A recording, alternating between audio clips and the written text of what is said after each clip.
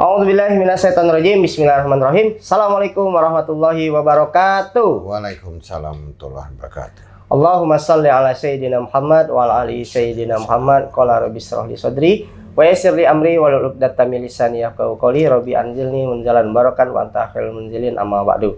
Nah, Abang Kakak Ibunda sekalian, ini kita ceritanya nggak jadi pulang nih dari tempat Pak Dian, karena beliau ternyata ngasih tahu ada 5 manfaat silaturahmi. Nah, yang pertama, nambah pengetahuan baru. Udah jelas, tadi kita udah dapat pengetahuan baru. Yang kedua, nambah pengalaman baru. Jadi kalau kita silaturahmi, kita bisa dapat pengalaman dari orang yang kita datangi, petinggalnya, datangin kantornya, ketemu dimanapun ya Pak ya. Yeah. Yang ketiga, nambah wawasan baru. Nah, kita bakal banyak dapat insight-insight yang menarik yang nanti akan kita bahas. Yang keempat, nambah semangat baru. Nah, anak-anak muda harus rajin silaturahmi untuk meningkatkan spiritnya, semangatnya. Dan yang kelima nih yang paling keren, yaitu bisa jadi potensial income baru. Nah, ini Pak Dian Patria mau sharing-sharing sama kawan-kawan tentang potensial income baru. Apa itu? Tentang fundamental dunia digital. Betul ya Pak? Iya. Yeah. Nah, jadi nggak usah kenalan lagi kepada Pak Dian. Yuk, silakan Pak. Kita sikat habis fundamental dunia digital.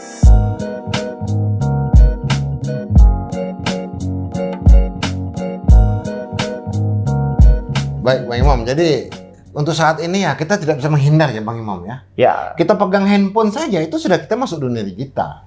Tuh. Ya. Nah, kita mau transaksi, kita mau pesan barang saja di e-commerce itu sudah dunia digital.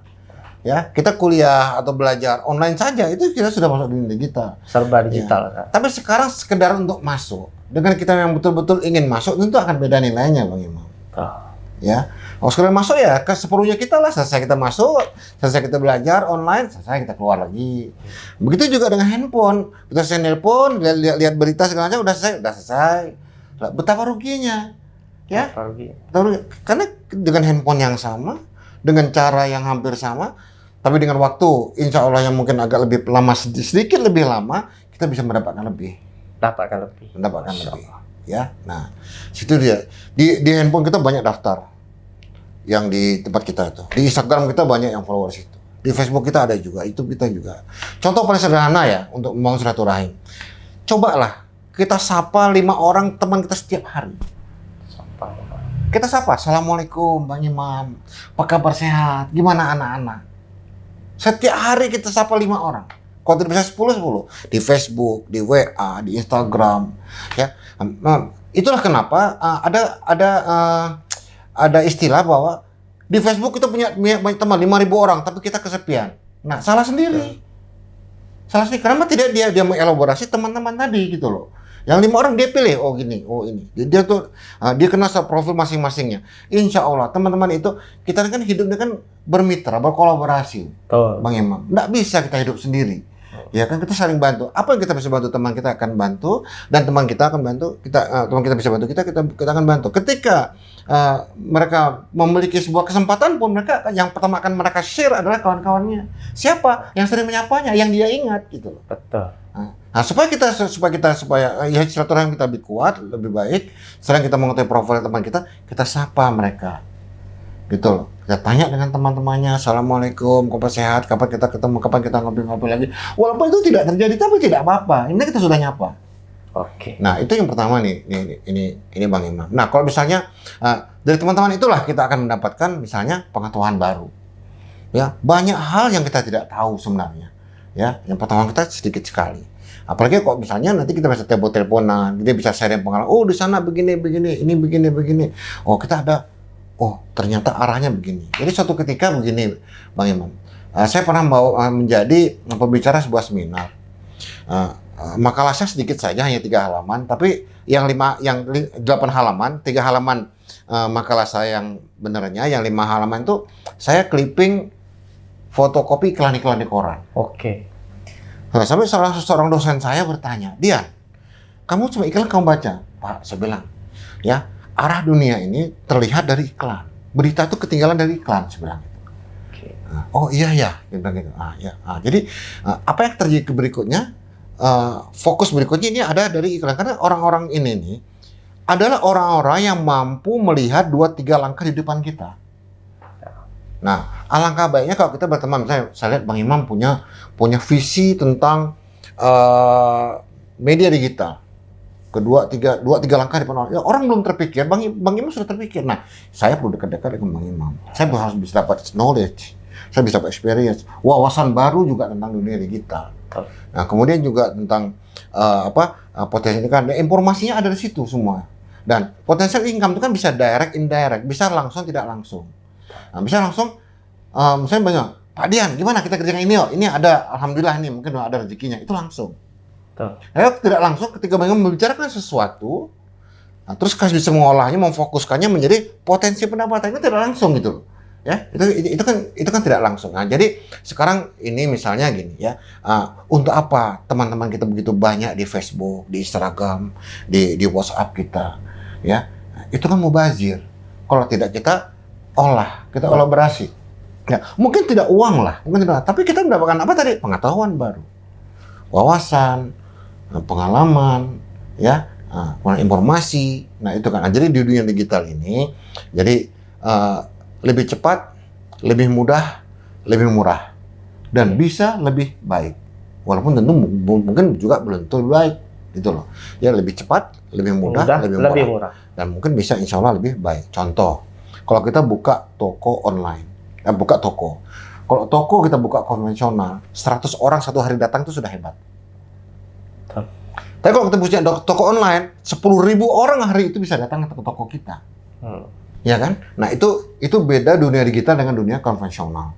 Ya kan? Nah, kita bisa bicara apapun tentang itu, apalagi misalnya traffic atau traffic data, traffic bicara atau transaksi itu sudah pada dunia digital. Cuman sayangnya orang-orang muda ini belum memandang ini sebagai sebuah manfaat. Betapa ruginya. Contoh, coba kita googling ya. Googling misalnya kita cari itu. Mengapa aku? Yang keluar apa? Mengapa aku jomblo? Repot benar tuh. Saya pernah coba itu, Bang Imam, di Google. Mengapa aku? Yang keluar apa? Mengapa aku jomblo? Coba aja lihat. Mengapa aku jelek? Isinya keluhan semua. Kenapa tidak membuat sesuatu yang bersemangat gitu loh? Iya kan? Coba gimana bisa coba lah, mengapa aku atau kenapa aku ya? Kenapa? Terus mengapa aku jomblo? Nomor 1 itu.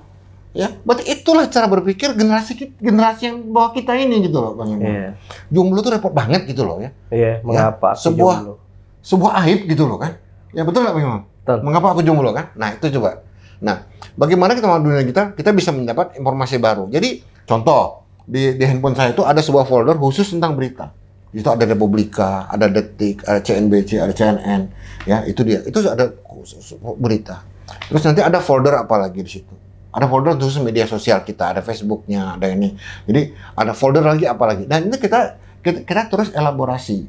Apa yang kita bisa lakukan? Mungkin ada kawan-kawan menawarkan sesuatu kepada kita, gitu kan? Jadi konsekuensi yang paling berat yang akan kita alami adalah satu, kita ketinggalan informasi. Ketinggalan tren tuh anak-anak muda tadi itu kan, dan ketinggalan segala-galanya, ya, ketinggalan segala-galanya. Ini dia pengetahuan tertinggal. Padahal istilahnya kalau kita megang handphone, dunia itu dalam genggaman.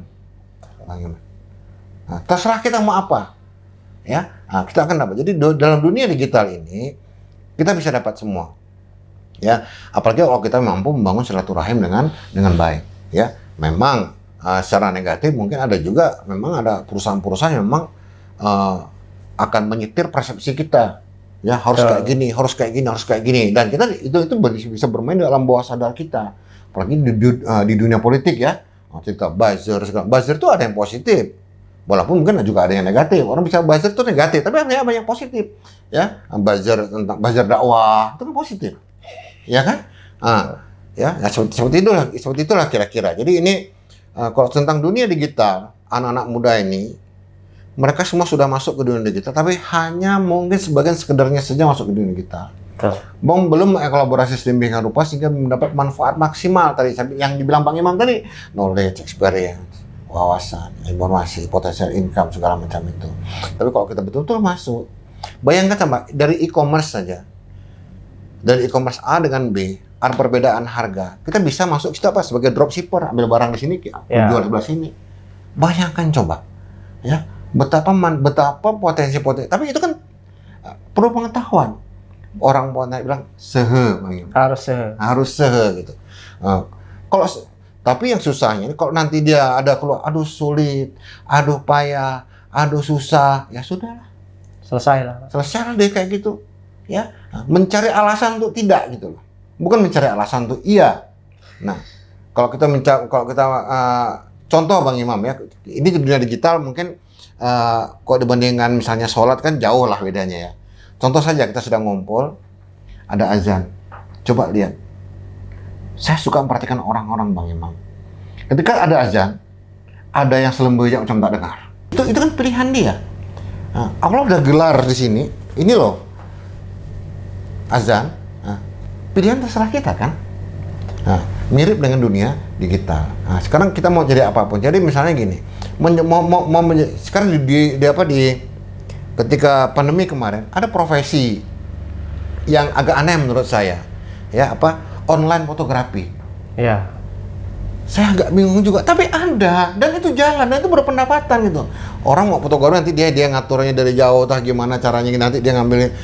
Subhanallah, saya bilang orang-orang ini ya bisa meng-create sedemikian rupa coba, gitu kan? Nah, dan online fotografi itu bisa dari dunia manapun coba. Nggak perlu orang, misalnya kita punya teman ahli fotografi, ahli media sosial, ahli videografi, Bang Randy itu kan, Bang Randy di Pontianak. Dia bisa bikin foto di Papua sana, ya gitu kan. Nah inilah dia kira-kira bagaimana meng-create-nya, dan itu mungkin secara teknis mungkin kita tidak paham. Tapi minimal kita punya visi di dunia digital itu. Okay. Ya kita mau ngapa, skill apa yang harus kita bangun.